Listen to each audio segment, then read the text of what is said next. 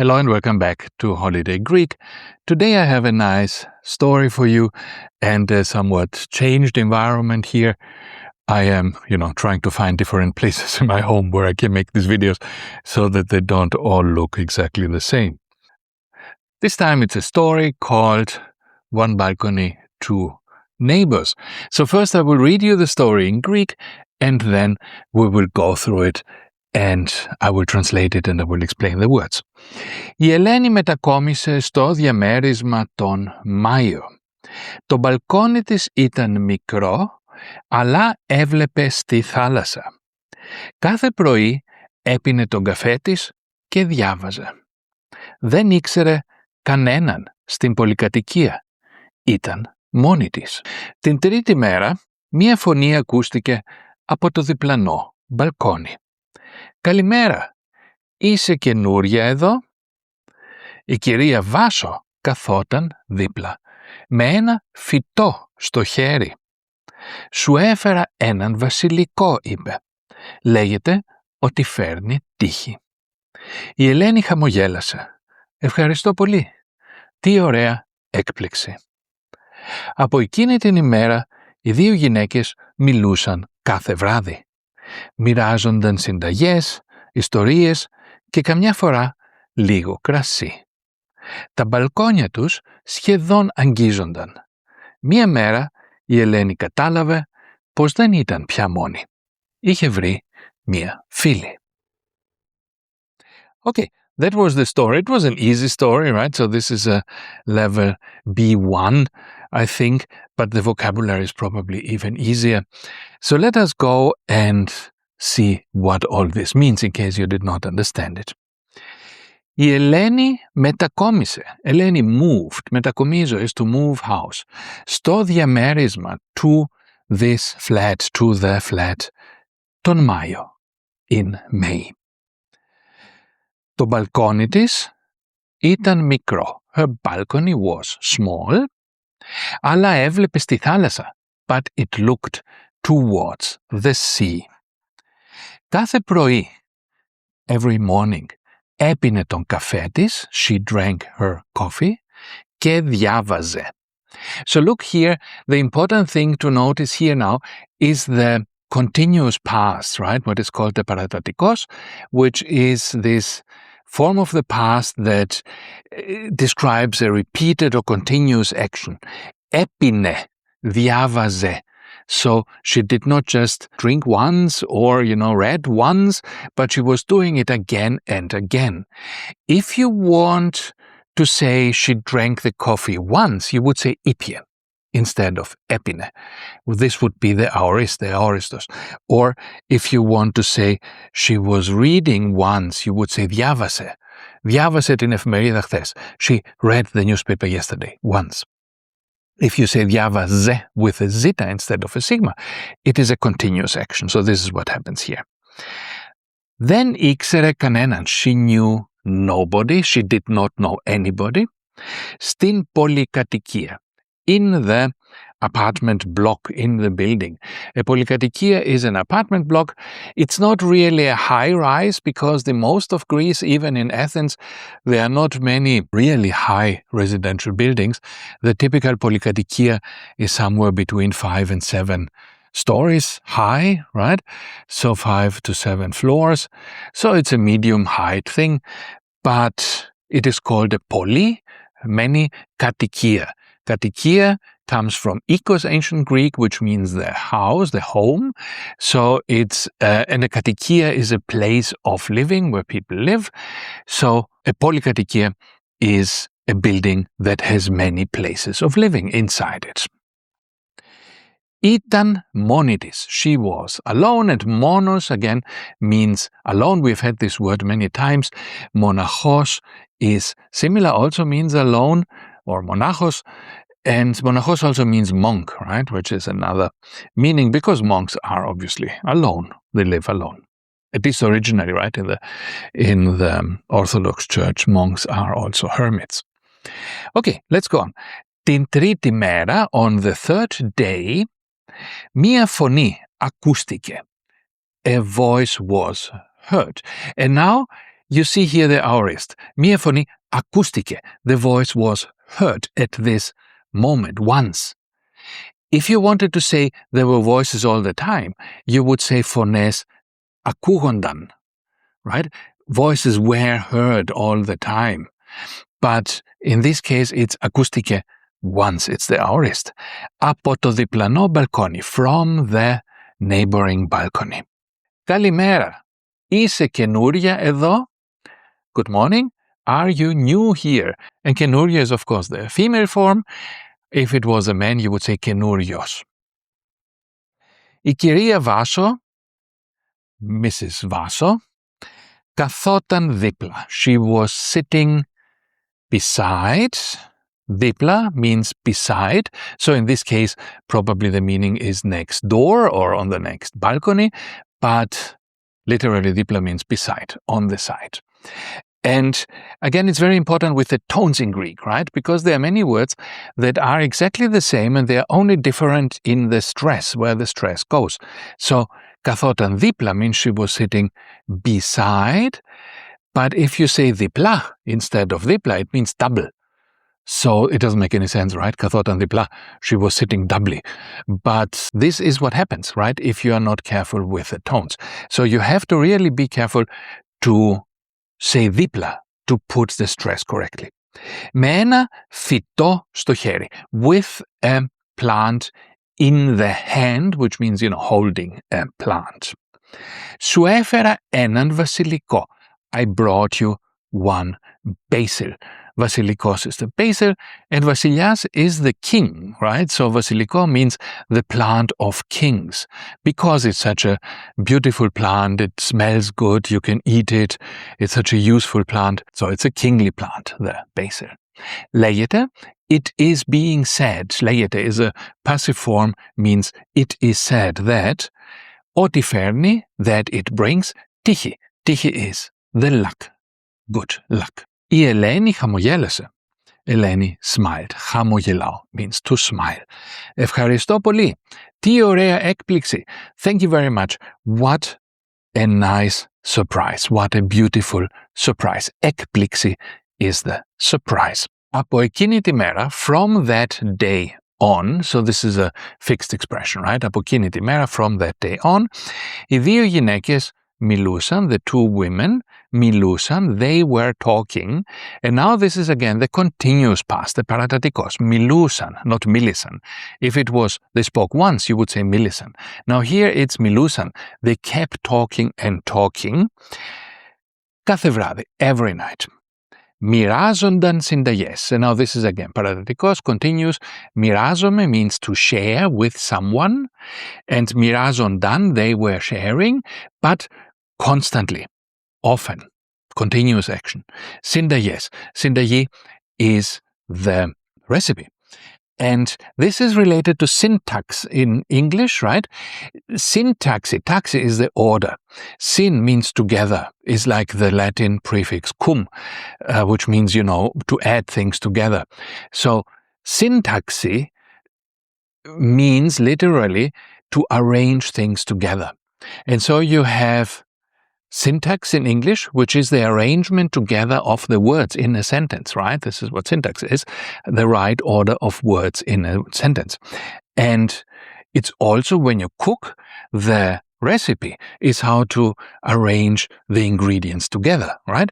So they shared συνταγές, the shared recipes, the shared ways of arranging the ingredients together. So this is what it literally means. But of course, nowadays, when you say συνταγή, nobody thinks of this. People understand it's a recipe. Ιστορίες, stories. And again, it's interesting, ιστορίες, because it means history also. And this is where our word in English history comes from, because a history is stories about the past, right? So histories, stories here, but in Greek it has both meanings, historia. You learn historia in school, which is not learning stories, it's learning history. But you can also tell historias with your friends, where then it means, telling stories. Και καμιά φορά, and sometimes. And this is an interesting use of καμιά, right? Because καμία actually means no, none, right? So kamia phora literally would mean never, no time at all. But this is a use of no time that actually means sometimes. Kamia phora is a fixed expression that means sometimes. Occasionally, it happened, whatever is described there. But the way to say it is using kamia. And this is common also in other contexts. You can say, είναι κανείς εδώ. Is somebody here? And kanis again means nobody, right? You're asking, is nobody here? But you mean, is somebody here? So this use of these negative words, kanis, kamia, as meaning somebody, is typical for Greek, but you just have to know it, that it doesn't mean nobody, it means somebody, right? Is somebody here? Είναι κανείς εδώ. And then the answer paradoxically can be kanis. Nobody is here, right? So if it is not a question, then it would, as an answer, it would actually mean no, nobody is here. Okay, so where are we now? Καμιά φορά, sometimes. Λίγο κρασί, a little bit of wine. Τα μπαλκόνια τους, they are balconies. And the balcony, of course, balcony is not a Greek word, so this is probably, coming from Italian or something. Τα μπαλκόνια τους, their balconies, σχεδόν, almost. Αγγίζονταν. Αγγίζω is to touch something. To be so close that they touch. So their balconies were so close that they almost touched. Μία μέρα, one day, η Ελένη κατάλαβε, Eleni understood. And again, if you go back, I always find these things very interesting. I don't know if you are annoyed by them, but I always find it nice to understand where words come from. So, catalaveno, this includes lamvano, which means to receive. Lavo, thalavo, right? I will receive, thalavo anagrama, I will receive a letter. So, catalaveno is essentially, I will receive, and kata means fully. Like you say, katakokinos, kataprasinos, very red, fully green. And then you can say catalaveno, I am fully receiving this, right? Which means to understand it. So it's a nice word, right, for understanding, fully receiving something. One day Eleni fully received, she understood, right? Κατάλαβε, πως δεν ήταν πια μόνη, that she was not anymore. And the anymore is this pia, moni, alone. And pia is this little particle that just says that something has changed. Δεν είναι πια μόνη. Δεν είναι πια Κυριακή. It is not Sunday anymore. Perhaps you were confused about the time. Now it's already Monday. Δεν είναι πια Κυριακή. Δεν πεινάω πια. I am not hungry anymore. So the pia you can always put there as a postfix to the verb, and then it means not anymore. Something has changed in the situation. Είχε βρει, she had found, μία φίλη, a friend. And φίλη here, of course, is the female form. If it was a male, you would say έναν φίλο. So μία φίλη is a female friend. And again, you have to be a little careful here with the philos. We had this in multiple videos, and I had one that specifically had a disambiguation of these words that are similar. So philos is the friend, and phili is the kiss. So you have to be careful. To phili is the kiss. O philos, phili is the friend. Philia is the friendship, when you put an I at the end, philia. But the tone moves, right? It's not philia, it's philia now. And then, of course, you also have philo with 2L, which is the leaf. You also have philo, which is the verb with an omega at the end, to kiss. You also have, what else? There was some more. You also have philo, which is with an epsilon and omicron, which means the gender, the sex of someone. Arseniko, thiliko, philo.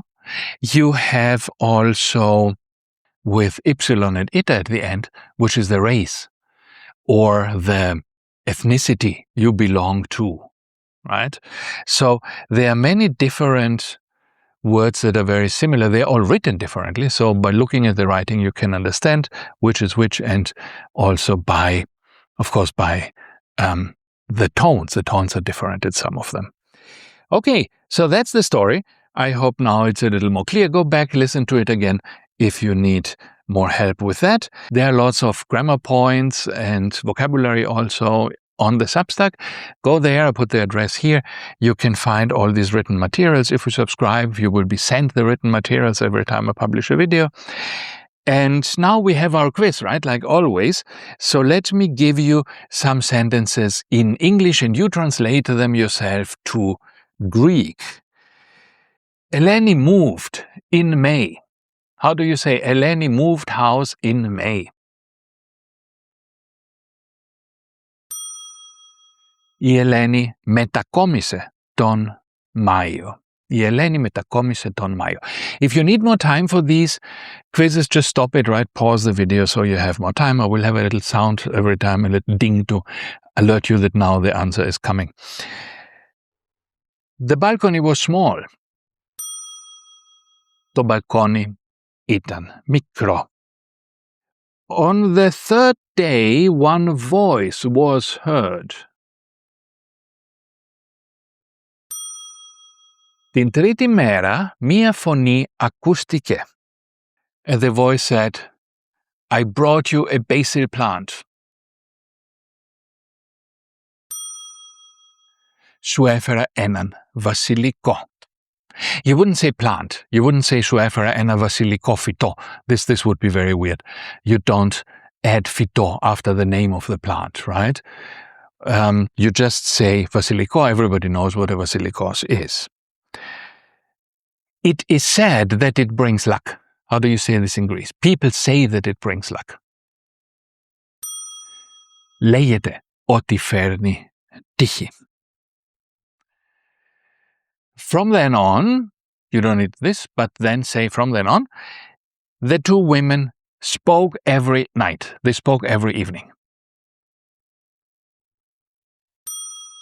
Οι δύο γυναίκες μιλούσαν κάθε βράδυ. Οι δύο γυναίκες μιλούσαν κάθε βράδυ.